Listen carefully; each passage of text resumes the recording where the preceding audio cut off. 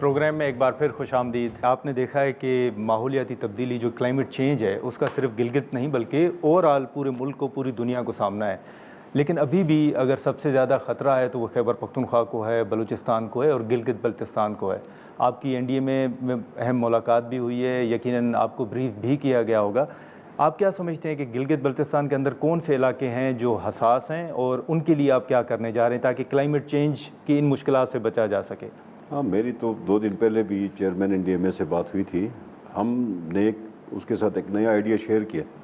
हमारे पास जो लगभग 7,000 से 8,000 ग्लेशियर्स हैं, हम ग्लेशियर्स प्रिजर्वेशन अथॉरिटी हमें आज बनाने की ज़रूरत है। अच्छा। आज इस पे काम करने की ज़रूरत है, आज इसके ऊपर इन्वेस्टमेंट करने की ज़रूरत है। ठीक है। अगर हम ये ग्लेशियर्स की प्रोटेक्शन आज नहीं करते और इन सारे ग्लेशियर्स को हम प्रिजर्व नहीं करते और एज इट इज़ इनको मतलब मेल्टिंग से नहीं बचाते तो उस सूरत हाल में अगले 10 से 15 साल में फिर आपको बहुत सारा मतलब पानी सर से गुजर जाएगा और बहुत सारे मुश्किलात का सामना करना। खदशात क्या हैं सर आपके? खदशात ये हैं कि मतलब आपका आज का टेम्परेचर हमारे पास 35 से अबव कभी नहीं गया था, आज 45 है। फ़र्ज़ करें कि जीबी में 45 है तो इस 45 के टेम्परेचर का को हमने मतलब सेंसिटाइज होकर देखना है। ऐसा नहीं है कि ये 45 क्यों हुआ है, तो इसके अंदर कंट्रीब्यूशन हमारी कुछ भी नहीं है। मतलब हम तो नॉर्थ एंड साउथ के बाद थर्ड पोल हैं, मतलब आपका मतलब ग्लेशियर रिजर्वायर का सबसे बड़ा मतलब पूरी दुनिया के अंदर का थर्ड पोल है। सही। इस थर्ड पोल की प्रोटेक्शन के लिए कोई इन्वेस्टमेंट, कहीं पे कोई अथॉरिटी, कहीं पे कोई मतलब किसी की जिम्मेदारी, दुनिया की भी तो जिम्मेदारी है, गवर्नमेंट ऑफ पाकिस्तान की भी रिस्पॉन्सिबिलिटी है, गवर्नमेंट ऑफ जीबी की तो है ही है चूँकि हम तो वहाँ पे मौजूद। लेकिन सर बीच में एक तजवीज़ शायद ये भी आई थी कि जो हसास इलाकों के करीब गांव हैं छोटे छोटे, उनको उस आबादी को वहाँ से मुंतकिल किया जाए, क्या ये भी प्लान का हिस्सा है? तो इसके अंदर आपको मतलब रीजनरेशन करनी होगी फॉरेस्ट की बहुत सारी। इसके अंदर आपको ग्रीन एनर्जी के ऊपर काफ़ी सारा काम करना होगा, आपको डोमेस्टिक फॉरेस्ट्री के ऊपर काम करना होगा, आपको गिलगित बल्तिस्तान के अंदर जो ड्राई माउंटेनियस एरिया है उसको कन्वर्ट करना होगा। बहुत सारे काम करने होंगे जिसके बाद ही ये प्रिजर्व हो जाएंगे। तो उसके लिए इन्वेस्टमेंट की ज़रूरत पड़ेगी, दुनिया जहाँ की इन्वेस्टमेंट की ज़रूरत पड़ेगी इसके अंदर। अच्छा, साथ में सर ये भी बताइएगा कि ये जो चाइना का बॉर्डर ज़ाहिर है कि वहाँ पर लगता है और ये भी कहा जाता है कि एक वक्त था कि वीज़ा ऑन अराइवल था वहाँ पर, क्या बतौर सीएम ये भी कोई प्लान है कि कोई टैक्सेस कम किए जाएँ अगर चाइना से कोई आ रहा है, या अगेन जो पहले सूरत हाल थी कि वीज़ा ऑन अराइवल था वही सूरत हाल दोबारा से हो? हम इसी पे भाई आज भी उसी के अंदर से सजेशंस थे कि 2 चीज़ें थी। एक तो हम ये चाहते हैं कि चाइना की जो मतलब आपका सिकरदू का जो इंटरनेशनल एयरपोर्ट है, मतलब बिटवीन काशी एंड सिकरदू फ़्लाइट ऑपरेशन हो, ठीक है, या बिटवीन आपका Tashkurgan and Skardu flight operation हो, इंटरनेशनली फ़्लाइट ऑपरेशंस होना शुरू हो जाएँ और visa on arrival for the Chinese people, ये हमारी टॉप प्रायोरिटी होगी, डिमांड होगी। चूँकि पूरा चाइना गिलगित बल्तिस्तान विज़िट करना चाहता है, गिलगित बल्तिस्तान को देखना चाहता है, तो उसके लिए आपका जो वीज़े की पॉलिसी है, मतलब ऑलमोस्ट बहुत सारे टूरिस्ट आके हमारे खुंजराब से वापस जाते हैं।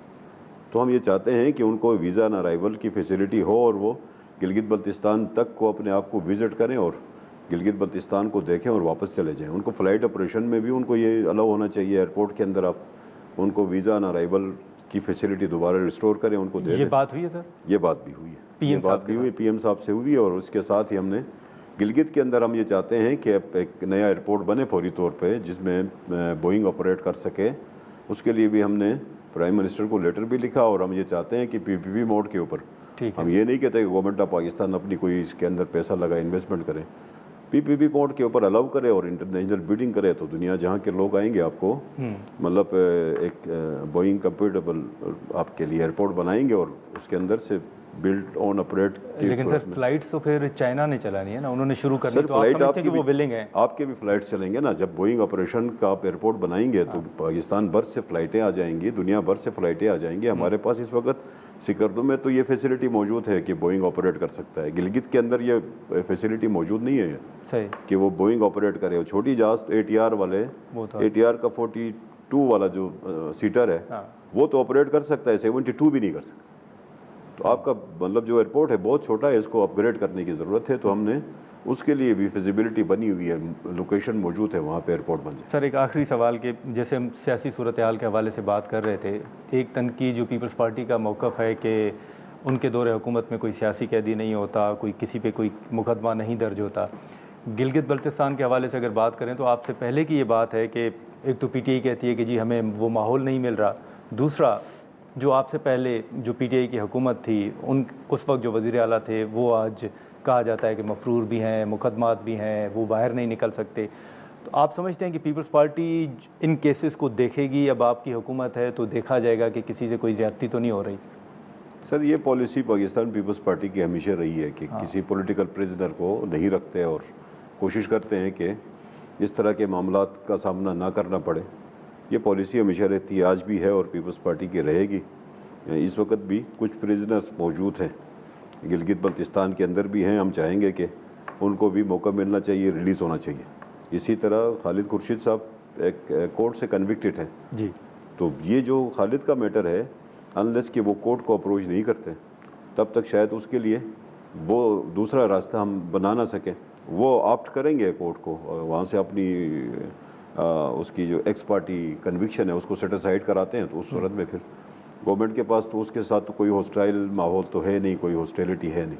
वो अपना काम कर सकते हैं, गिलगित बल्तिस्तान में आके अपनी सियासत करें, उसको इजाज़त। तो आप समझते हैं कि आपकी हुकूमत में पीटीआई को कोई शिकायतें नहीं होगी? सर हम तो चाहेंगे कि हम तो पहले से कहते रहे कि पीटीआई अपने लीगल इश्यूज़ को संभाले पहले। अभी भी हम ये समझते हैं गिलगित बल्तिस्तान में इलेक्शंस थे, उससे पहले अपने इलेक्शन कमीशन के अंदर उनके जो लीगल इश्यूज़ थे या उनके मतलब अलॉटमेंट ऑफ सिंबल का इशू है, उसको वो रिजॉल्व करने के लिए लीगली आगे बढ़ें।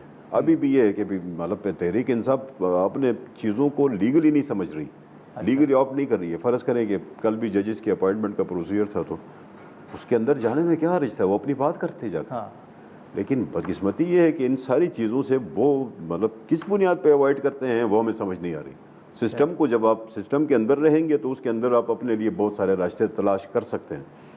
तो तहरीक इंसाफ की जो second tier third tier leadership है वो शायद सिस्टम के अंदर जाके अपने रास्ते तलाश करने की बजाय सिर्फ मीडिया के ऊपर रास्ते तलाश करती है, तो मीडिया से रास्ते में रखना नहीं मिल सकते। चलें बहुत शुक्रिया सीएम साहब, आपने वक्त निकाला। नाज़रीन, वज़ीर आला गिलगित बल्तिस्तान अमजद हुसैन साहब की गुफ्तगू आपने सुनी, जो गिलगित बल्तिस्तान के इशूज़ थे और जो इनकी वज़ीर आज़म साहब के साथ मुलाकात हुई और इन्होंने जो इशूज़ पीएम साहब के सामने रखे हैं उन इशूज़ पर हमने गुफ्तगू की। यहाँ पर एक हम मुख्तसर सा ब्रेक लेते हैं और ब्रेक के बाद एक और इशू पर गुफ्तगू करेंगे।